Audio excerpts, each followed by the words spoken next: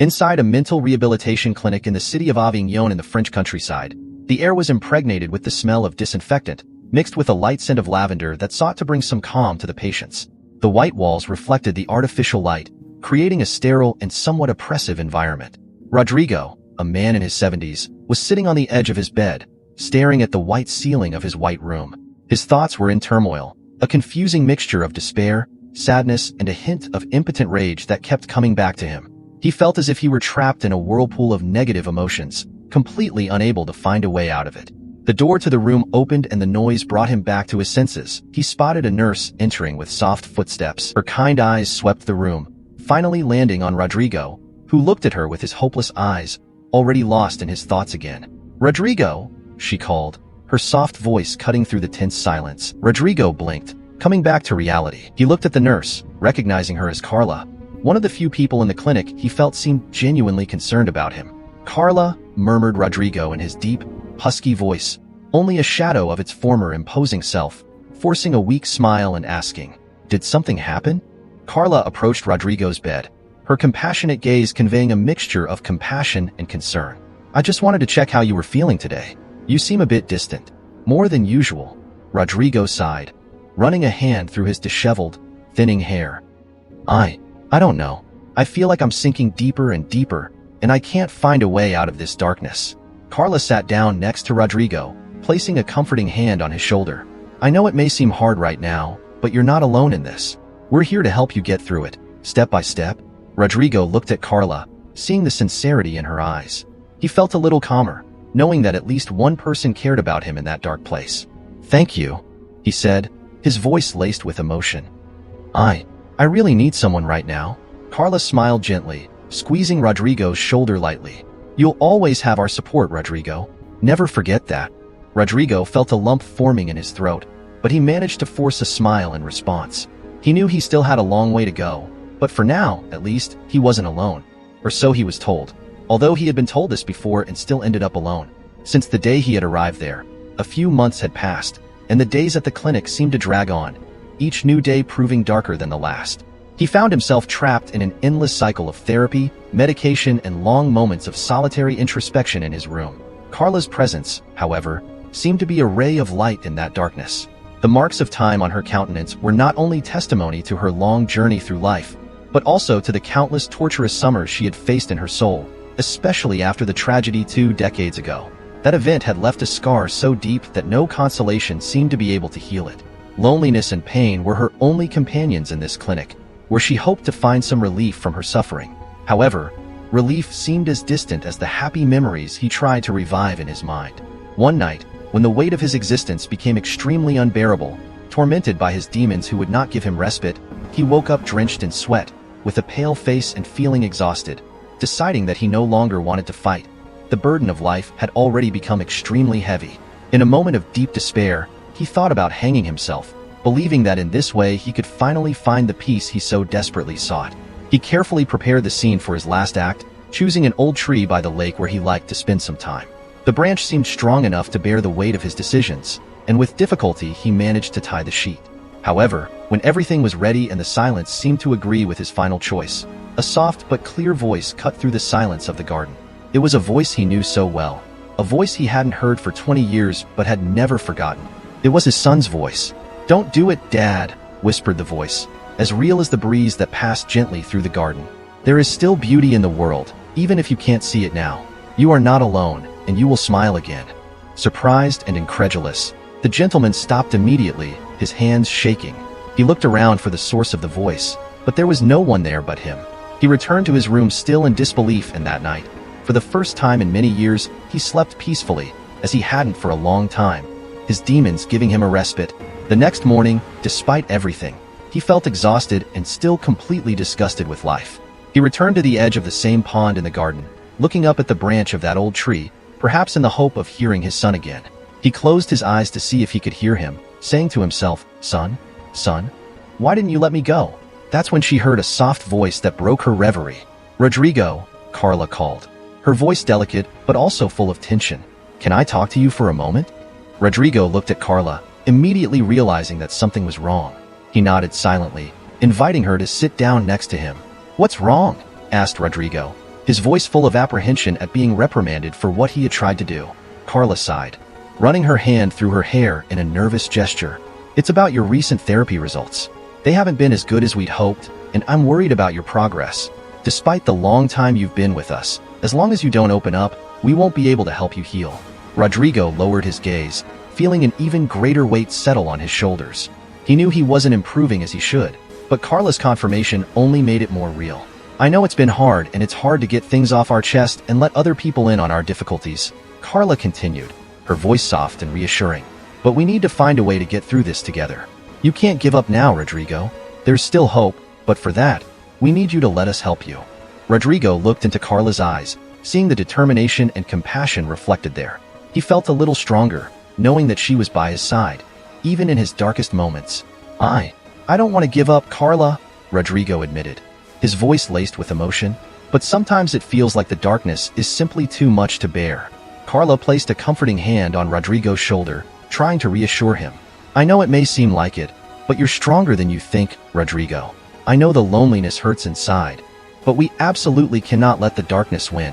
"Thank you, Carla," he said, his voice firm with determination. "I'll keep fighting for me," Carla sighed, seeming to choose her words carefully. "I've also noticed that you're shutting down more and more, refusing to take part in the clinic's activities and isolating yourself in your room most of the day." Rodrigo lowered his eyes, feeling guilty for worrying Carla and the other team members. He knew that his recovery journey was a difficult process, but he didn't want to be a burden to those who were trying to help him. Rodrigo then said, his voice laden with anguish, "Summers are hard for me. It's as if the darkness is swallowing me up, and I can't find a way to escape." Carla placed a comforting hand on Rodrigo's shoulder, conveying a feeling of warmth and compassion. "I understand, Rodrigo. The past can really hurt. We all have our wounds and scars. I don't really want you to feel obliged to be where you don't want to be, but I want to understand how I can help you in these moments. You know, there is still beauty in the world, even if you can't see it now. You're not alone, and you'll smile again." Rodrigo shuddered at those last words and took courage to look into Carla's eyes, seeing the light shining there. "Oh, thank you," he said, smiling. "Your son, what was he like?" Carla asked gently. Carlo. "Apart from the name, he reminds me of you," he answered with a slurred voice. It was the summer of 1994 when Rodrigo received the worst news of his life. His son Carlo, a young graduate, had died. The tragedy hit like a bombshell, as is expected when parents lose their children, especially if they are an only child. 23 years earlier, still in his 70s, during childbirth, his wife hadn't been able to resist and had died. That was a milestone for a young Rodrigo, who had to retrace the course of his life and replan his entire future. At that time, hardworking and obstinate in his desire to build a family, he had never managed to remarry and had raised Carlo alone, with the sweat of his labor and strict but loving discipline, trying to play the role of a mother in his own way. And although it affected her deeply, with a son to look after, she was still able to get back on her feet and prosper, creating a family to call her own under one roof, where Carlo was the reason for all her efforts. On the other hand, Carlo really did fulfill his father's expectations in a natural way. For him, life, although without the presence of his mother, was lived lightly. At the age of 23, he had already graduated as a policeman and had become engaged to a young Portuguese woman, to whom he had become engaged and sworn eternal love and intended to start a family. Rodrigo saw in all of this his own aspirations being fulfilled, as he prepared to enter the last phase of his life, dreaming of his grandchildren walking around the house. But fate was once again implacable. A terrible wave of violence that year, which had begun as a result of a crisis in the government and waves of protests in defense of public education, culminated in acts of uncontrolled violence. The police had been called in to intervene in the demonstrations that were beginning to break out all over France, and the demonstrators had to be repressed with brute force, so that in the midst of the conflicts, Carlo was shot in the abdomen, piercing vital organs, and was rushed to the nearest hospital. Rodrigo, who had just returned from work, had passed by the demonstration that had begun to be contained and dispersed, without imagining what had happened. He found out about it on the television when he turned it on to listen to the day's news on the local paper while he ate his dinner. Although at first he refused to believe what was being reported, his son's face was printed as one of the victims of all the confusion. He put his full plate aside and ran as fast as he could to the hospital. On the way, his eyes misted over, and he almost fell victim to his own despair in the traffic. By the time he reached the hospital room, it was too late. Carlo had gone. Simone, his fiancée, was inconsolable, and they both cried together all that night. Rodrigo barely had the courage to see his son for the last time in the wooden box. In the days that followed his son's death, he cursed the Lord, or whatever sadistic creature had put him through all that again. His dream of starting a family was finally completely buried.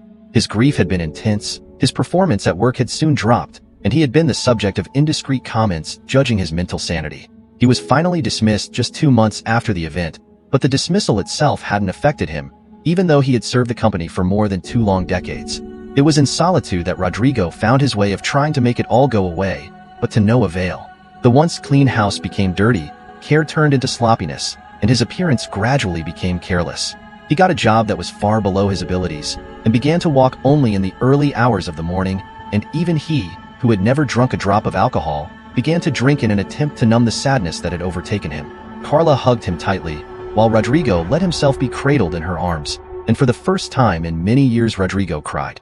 As the days passed, Rodrigo continued on his arduous road to recovery, facing his inner demons with the help of Carla and the clinic staff. He immersed himself deeply in his therapy sessions, exploring the roots of his depression and learning to deal with his negative thoughts.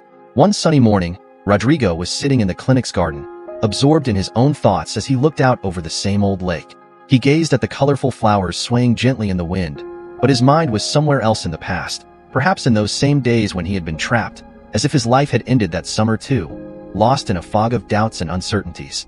But talking to Carla had somehow calmed his mind a little, and the phrase she had said to him, the same one he had heard in his son's voice, still intrigued him deeply, and he reflected on it. "There will still be happy days, I just have to go on," he repeated to himself, taking courage to go further in that exhausting treatment. That same week, on a gray afternoon, Rodrigo was sitting in the therapy room, surrounded by other patients who were also fighting their own internal battles. The atmosphere was charged with emotion, with tears and sobs echoing off the walls. It had been a long time since he had been there, since the first 3 sessions when he hadn't felt comfortable and had decided to forego socializing with the other patients. The sad stories that each one carried, instead of helping him to face his problems, only made him lock himself away even more in his own world. But that day, he was determined to do something different. The therapist, Ricardo Cunha, a middle-aged man with kind and understanding eyes, called Rodrigo to sit down with the others, and with slow, evasive steps, he sat down, as if hidden among the crowd of faces staring at him. Ricardo, a community-recognized and award-winning psychologist, conducted the session with skill and sensitivity. He looked at Rodrigo with interest, waiting for him to share his thoughts and feelings, but at the same time, he didn't want to force him to speak. He knew how to read and understand each of the people in the room, and just the fact that he had offered to take part was already a great victory. That session passed without Rodrigo speaking, and so it went for another month, where he just got used to the place, the people around him, and gradually felt comfortable. It was on an afternoon in mid-August that Ricardo broke the silence. "Rodrigo," called the therapist, his voice soft and reassuring. "Would you like to share something with us today?" Rodrigo looked at the therapist, feeling a knot forming in his throat. His fingers tightened against each other and he felt shaky. He knew it was time to confront his fears and open up to the other patients, but just the thought of opening up made him apprehensive. I don't know where to start," mumbled Rodrigo, his voice weak and uncertain. The therapist nodded, encouraging Rodrigo to speak gently. "You can start wherever you feel comfortable, Rodrigo. We're all here to support you." The others looked at him, waiting for him to say something. A long minute passed, while Rodrigo seemed to recapitulate moment by moment in his mind, until finally he took a deep breath, gathered all his courage in his lungs, and finally let it out. He talked about the pain he felt, the painful memories that haunted him, and the dark thoughts that tormented him every night. He told them about his wife, his plans for life that were destroyed, and also about his son, and everything that happened after them. The years dragged by in loneliness and the sadness that covered his eyes. As he spoke, the words flowed from his mouth like water from a spring, releasing the weight he carried in his heart. He felt vulnerable and exposed, but also a sense of relief and freedom that he hadn't experienced for a long time. When he had finished speaking, the therapist looked at him with admiration, his expression full of respect and compassion. "Thank you for sharing this with us, Rodrigo," he said. "Today you have certainly taken a big step towards healing." Rodrigo nodded, feeling a sense of peace and fulfillment wash over him. He knew he still had a long way to go, but for now, at least, he was on the right track. The following days were marked by a mixture of ups and downs for Rodrigo. He continued to dedicate himself to his therapy sessions and self-knowledge exercises, but there were still times when he felt overwhelmed by the darkness that surrounded him. One rainy night, Rodrigo was sitting in his room, looking out of the window at the water droplets running down the glass. Suddenly, the bedroom door opened and Carla entered with soft steps, carrying a tray of hot tea and cookies. Her face was illuminated by a gentle smile, and her eyes conveyed a sense of concern and affection. "Rodrigo," said Carla, her soft voice echoing in the room. "May I come in?" Rodrigo nodded, beckoning her to come closer. He felt grateful for Carla's comforting presence, knowing that she was there for him, even in his darkest moments. Carla sat down next to Rodrigo, placing the tea tray between them. She poured 2 cups, passing one to Rodrigo with an encouraging smile. "How are you feeling today?" asked Carla, her voice full of genuine concern. Rodrigo sighed, taking a sip of the hot tea to warm his soul. I'm struggling, Carla." "It's still been hard, but I'm fighting. The rain. I don't know why, but the rain, it's been reassuring. It wasn't always like this. Maybe this is a sign." Carla placed a comforting hand on Rodrigo's shoulder, telling him, "I once read a sentence in a book that said, all these storms that happen to us are signs that the weather will soon calm down and that good things must happen. Because it is not possible for good and evil to last forever. And it follows that if evil has lasted a long time, good must be around." "Carla, thank you," murmured Rodrigo, his voice laced with emotion, "for being here." Carla smiled, gently squeezing Rodrigo's hand in a gesture of solidarity. As the days passed, Rodrigo began to notice small rays of light gradually penetrating the darkness that surrounded him. He dedicated himself to therapeutic activities with renewed determination, finding comfort in conversations with Carla and in moments of solitary reflection in his room. Little by little, he stopped isolating himself and began to see the world shining in color again.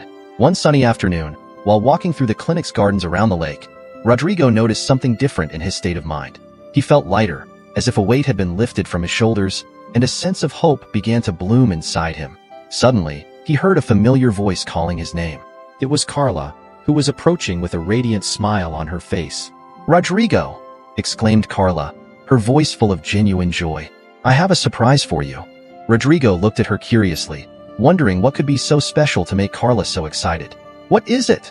he asked, his voice full of anticipation. Carla held Rodrigo's hand tenderly, conveying a sense of calm and happiness. "Come with me, and you'll see." And so, with his heart beating fast with anticipation, Rodrigo followed Carla through the clinic's gardens, wondering what awaited him at the end of the path. Carla led Rodrigo along a winding path through the clinic's gardens, where the colorful flowers swayed gently in the wind and the birds sang soothing melodies. The sun shone in the blue sky, creating an atmosphere of serenity and hope around them. Finally, they reached a secluded spot surrounded by flowering bushes. A table was set with a white tablecloth facing the breathtaking view of the green fields beyond. "Surprise!" exclaimed Carla, her face glowing with joy. "I've prepared a special picnic for you." Rodrigo looked around, marveling at the beauty of the scenery before him. He felt like he was in a dream, a moment of peace and happiness in the midst of the darkness that surrounded him. "This is amazing, Carla," he said, his voice full of gratitude. She picked up a picnic basket that was hidden behind the bushes and began to take out the carefully arranged items. "Today is a special day," said Carla, as she delicately placed the food on the table. "A day to celebrate your journey so far and look to the future with hope and optimism." Rodrigo nodded, feeling a wave of emotion overflow inside him. He looked around, taking in the beauty of the setting and the sense of peace that enveloped him. "What's all this for, Carla?" asked Rodrigo, his voice filled with admiration. Carla smiled, placing a comforting hand on Rodrigo's. "You deserve moments of happiness, Rodrigo. You fought bravely, and I'm incredibly proud of you." Rodrigo felt a comforting warmth radiate from within him, a sense of accomplishment he hadn't experienced for a long time. He knew there would still be challenges ahead, but for now, he was determined to savor this moment of peace and happiness. He hadn't felt as serene as he did now in a long time, and he didn't want to lose his peace in any way. Carla smiled, her eyes shining with emotion. "This is just a small celebration to mark your progress on your journey to recovery. And I want to give you something," she said, smiling. "What is it?" "When you said your son was a policeman," she said with pauses, not wanting to cause embarrassment, and noticing that Rodrigo remained attentive without it causing him any pain, she continued. "At that moment I understood something," she said, holding back tears. "What, Carla?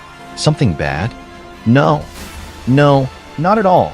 In the summer of 1994, that's when I was born. My mother told me that in the midst of that wave of protests, her bag ruptured, and she had to go urgently to hospital, but the streets were completely closed due to the demonstrations, and she feared and asked the divine to send someone to help her.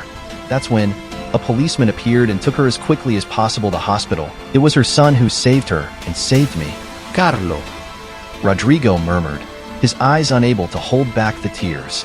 Rodrigo felt a wave of gratitude and emotion flood his heart. His hand trembled and Carla held it tightly.